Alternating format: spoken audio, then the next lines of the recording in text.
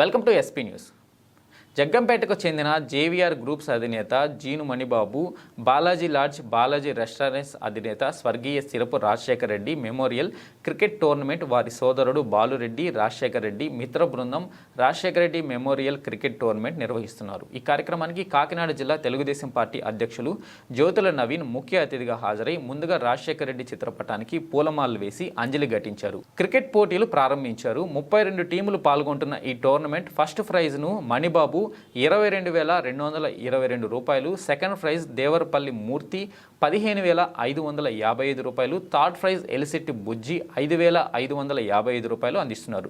ఈ కార్యక్రమంలో ఎస్వీఎస్ అప్పలరాజు, మారిశెట్టి భద్రం, జీను మణిబాబు, కొత్త కొండబాబు, దేవరపల్లి మూర్తి, అనుకుల శ్రీకాంత్, నీలం శ్రీను, బచ్చల సుధీర్, బోండా రాజేష్, రాయి సాయి, కోడూరి రమేష్, పీలా మహేష్, కురుమళ్ళ నాగేశ్వరరావు, వైభోగల కొండబాబు యాదవ్, మండపాక వెంకటేశ్వరరావు, బండారు నాని, నాగిరెడ్డి అనిల్ తదితరులు పాల్గొన్నారు.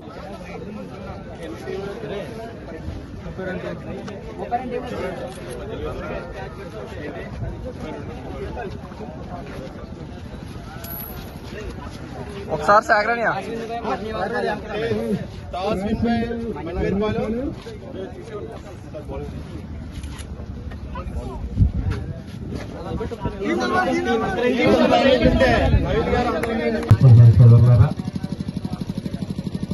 ఒక పక్క సంతోషం, ఒక పక్క బాధ.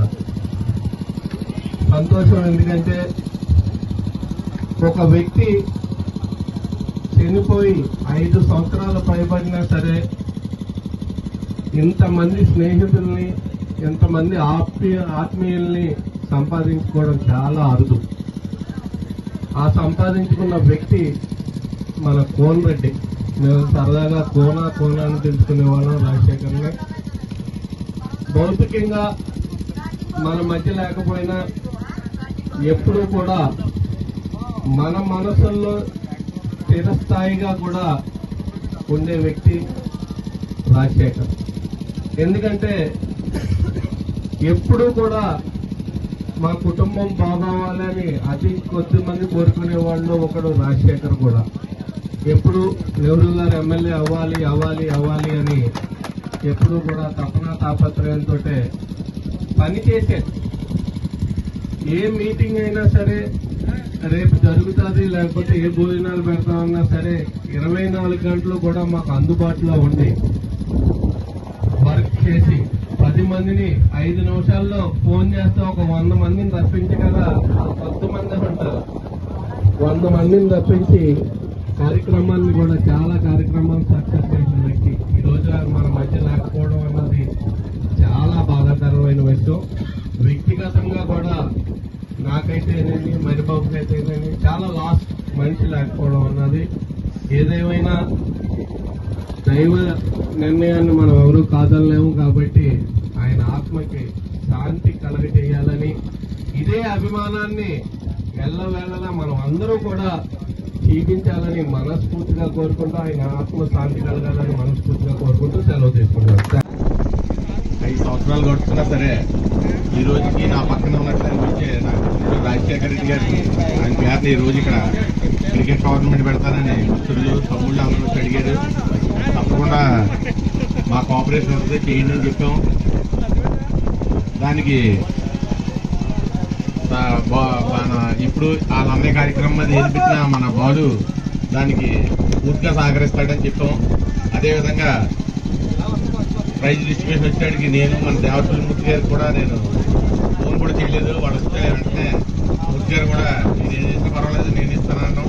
వాళ్ళు వెళ్తే మూర్తి గారు అదే రకంగా ఈ రోజున ఎక్కువ ఫ్రెండ్స్తో గడిపే రాజశేఖర రెడ్డికి అదే ఫ్రెండ్స్ అందరూ కలిసి 5 సంవత్సరాలు అవుతున్నా సరే ఏ రోజు కూడా అతన్ని మర్చిపోవడం జరగలేదు.